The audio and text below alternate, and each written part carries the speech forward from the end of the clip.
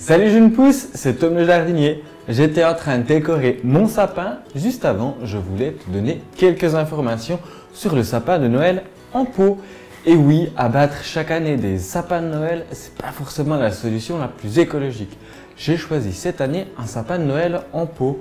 J'ai choisi une variété intéressante avec des aiguilles plutôt bleutées. N'hésite pas à te renseigner auprès de ton pépiniériste pour trouver quelques petites pépites avant éventuellement de le planter dans ton jardin.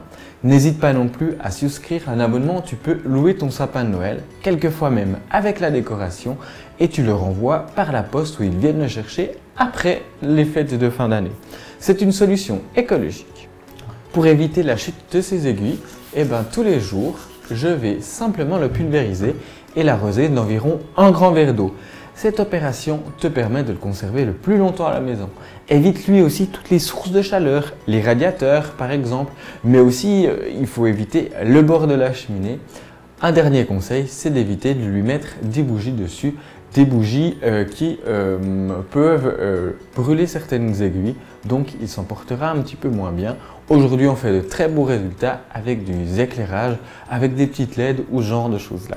Autre chose, c'est qu'il ne va pas falloir le planter tout de suite, surtout si tu es au mois de décembre avec des grosses périodes de gelée. Il faudra l'habituer progressivement à aller dehors. Pour ça, moi je le mets dans un garage ou dans un endroit très abrité des courants d'air, mais surtout très lumineux. L'objectif, c'est de le planter autour de la mi-février, une fois qu'il n'y aura plus de grosses gelées à craindre. L'endroit pour le planter doit être choisi avec soin. Il ne faut pas que ça soit trop près de ta maison, car sinon il risque de faire beaucoup d'ombre et créer beaucoup de problèmes de rétention d'humidité. Mets-le un petit peu plus loin. Par contre, on va éviter d'avoir un sapin chaque année.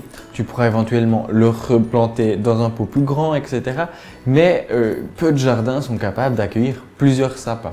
Choisis par exemple un événement particulier, la naissance d'un enfant par exemple, ou un baptême, un anniversaire particulier, un anniversaire de mariage, pourquoi pas, avec ces sapins. La bonne astuce, c'est qu'il faut par exemple le mettre près d'une baie vitrée, comme ça tu pourras le décorer et avoir un sapin de Noël à l'extérieur. Voilà, c'est tout pour ma dernière vidéo de 2020. On se retrouve en 2021 avec encore plus de vidéos, avec de nombreuses surprises, d'articles sur le blog, les réseaux sociaux évidemment. Je voulais quand même te souhaiter de belles fêtes de fin d'année à toi ainsi qu'à toute ta famille.